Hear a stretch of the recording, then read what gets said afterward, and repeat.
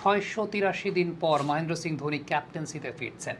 Exactly Chennai super কিংসের ক্যাপ্টেন্সির দায়িত্বটা আইপিএলের পরবর্তী স্টেজ থেকে মহেন্দ্র সিং ধোনির নেতৃত্বেই থাকবে, কারণ ঋতুরাজ গায়কোয়াড় আনফর্চুনেটলি চেন্নাই সুপার কিংসের অন্যতম সেরা ব্যাটার, তিনি টুর্নামেন্ট থেকে রুলড আউট হয়ে গেছেন তার ইনজুরির সুবাদে। এখন কোয়েশ্চেনের জায়গাটা হচ্ছে যে মহেন্দ্র সিং ধোনি তো এমনিও উইকেটের পেছনে ছিলেন, সো আলটিমেটলি তিনি তো গাইড করেছেন প্লেয়ারদেরকে। এখন ফর্মালি ক্যাপ্টেন হওয়াটা কতটুকু ইম্প্যাক্ট ফেলবে আসলে, এই জায়গাটা মহেন্দ্র সিং ধোনির একটা পডকাস্ট কিন্তু রিসেন্টলি আমরা শুনেছি, যেখানে তিনি বলেছেন যে ঋতুরাজ গায়কোয়াড়কে এই বছর তিনি খুব বেশি ইনপুট দেন নাই, গায়কোয়াড়ের উপরই তিনি আসলে ছেড়ে দিয়েছিলেন তার মধ্য থেকে লিডারশিপটাকে ফ্লারিশ করার জন্য। এখন ধোনির ইম্প্যাক্টটা আসলে ক্যাপ্টেন্সিতে থাকলে পরে কোথায় কোথায় হয়, কোন কোন জায়গায় হয়, সেই ব্যাপারে যদি আমরা একটু কথা বলতে চাই, সেক্ষেত্রে একটা বিষয় আমি একটু আপনাদেরকে এক্সাম্পল দিই, সেটা হচ্ছে রবীন্দ্র জাদেজা। চলতি বছর আইপিএলে অ্যাজ আ বোলার তিনি কিন্তু স্ট্রাগল করে যাচ্ছেন, এবং এই যে স্ট্রাগল করে যাচ্ছেন সেই স্ট্রাগলিংয়ের জায়গাটাতে আমরা যদি একটু খেয়াল করার চেষ্টা করি যে 2022 সাল থেকে, আমি রিসেন্ট থেকে ধরা শুরু করছি, 2022 সাল থেকে যখন মহেন্দ্র সিং ধোনি ক্যাপ্টেন না আইপিএলে, এরকম ম্যাচে রবীন্দ্র জাদেজার রেকর্ডটা আসলে কোথায়। এরকম ম্যাচে রবীন্দ্র জাদেজা তার বোলিং অ্যাভারেজটা প্রতি 45 রানে তিনি একটা করে উইকেট পেয়েছেন, 7.98 তার ইকোনমি, প্রতি 34 বলে তিনি একটা করে উইকেট পেয়েছেন। অন্যদিকে এই 22 সালের পর থেকে যখন মহেন্দ্র সিং ধোনি ক্যাপ্টেন ছিলেন, আমরা জানি 23 মৌসুমে ধোনি ক্যাপ্টেন্সি করেছেন, 22 মৌসুমে একটা ফেজের পর তিনি ক্যাপ্টেন্সি করেছেন। সো এই ম্যাচগুলোতে আপনি একটা হিউজ ডিফারেন্স খেয়াল করবেন যে যেটা ছিল, আমি বলছিলাম যে বোলিং অ্যাভারেজটা 45, অর্থাৎ প্রতি 45 রানে ধোনি ক্যাপ্টেন না থাকলে যাতে যা উইকেট পেয়েছেন, সেই জায়গায় ধোনি ক্যাপ্টেন থাকা অবস্থাতে প্রতি 23 রানে তিনি একটা করে উইকেট পেয়েছেন।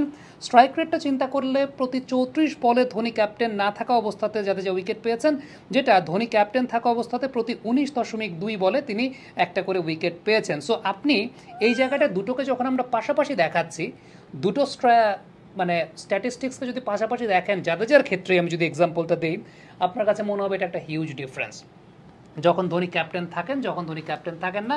সো এই যে ইন্ডিভিজুয়াল প্লেয়ারের পারফরমেন্সের উপর যে ইম্প্যাক্টের জায়গাটা, এখানে অনেক কিছু ডিপেন্ড করে। অ্যাজ আ উইকেট কিপার তো তিনি আলটিমেটলি বোলারকে তার মতো করে পরামর্শটা দেন, কিন্তু যখন তিনি ক্যাপ্টেন তখন ফিল্ড প্লেসমেন্টের উপরও তার একটা কর্তৃত্বের জায়গা থাকে, এবং সেই ফিল্ড প্লেসমেন্ট অনুযায়ী ওই বোলারকে ওই ফ্রিডমটা দেয়া, ওইভাবে বোলিং করানো, সেটা একটা খুব ইম্পর্টেন্ট ফ্যাক্টর, যেটা মহেন্দ্র সিং ধোনির একটা ম্যাজিক্যাল জায়গা আছে, সেটা আমরা বিগত সময়গুলোতে দেখেছি। আপনি যদি যুজবেন্দ্র চাহাল বা কুলদীপ যাদবেরই ট্র্যাক রেকর্ড একটু লক্ষ্য করে দেখেন, তাহলে যখন ধোনি আছেন, যখন ধোনি নাই উইকেটের পেছনে, তখন কিন্তু একটা হিউজ ডিফারেন্সটা আসলে ক্রিয়েট করে। এবং ইন্ডিয়া টিমে আমরা জানতাম যে বিরাট কোহলি যখন ক্যাপ্টেন্সি করেছেন, সেই সময়টাতে ফিল্ড প্লেসমেন্ট থেকে শুরু করে সব কিছু ধোনি নিয়ন্ত্রণ করতেন ওই সময়টাতে। সো ওই জায়গাটার সময় প্রেক্ষাপটটা ভিন্ন। তবে এই বছরটাতে ঋতুরাজ গায়কোয়াড়কে আসলে তিনি ওইভাবে ফিল্ড প্লেসমেন্ট বা ওই সমস্ত জায়গাতে ইনপুটটা দেন নাই, যেটা তিনি পডকাস্টে ক্ল্যারিফাই করেছেন।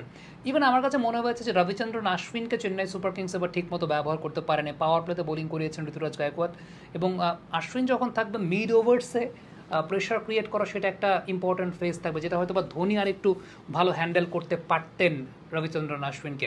সো অনেক ফ্যাক্টর আছে। আমার কাছে মনে হচ্ছে জাদেজার এই স্ট্যাটিস্টিক্সটাই অনেক কিছু প্রমাণ করে যে ধোনি যখন ক্যাপ্টেন থাকছেন, আবার ধোনি যখন ক্যাপ্টেন থাকছেন না, জাদেজার বোলিংয়ে কিন্তু একটা হিউজ ডিফারেন্স। আপনি বলতে পারতেন যে জাদেজার প্রাইম টাইমের সময় ধোনি ম্যাক্সিমাম ক্যাপ্টেন থেকেছেন, বাট আমি স্ট্যাটিস্টিক্সটাকে একটু কলেবরটা কমিয়ে এনেছি, টাইম লাইনটা একটু কমিয়ে এনেছি। 2022 থেকে 25 এই 3 বছরের টাইম লাইনে আমি পরিসংখ্যানটা আপনাদেরকে দেখিয়েছি যে যখন ধোনি ক্যাপ্টেন আছেন, যখন ধোনি ক্যাপ্টেন নেই, তখন জাদেজার বোলিং আসলে কী কী ইম্প্যাক্ট পড়েছে।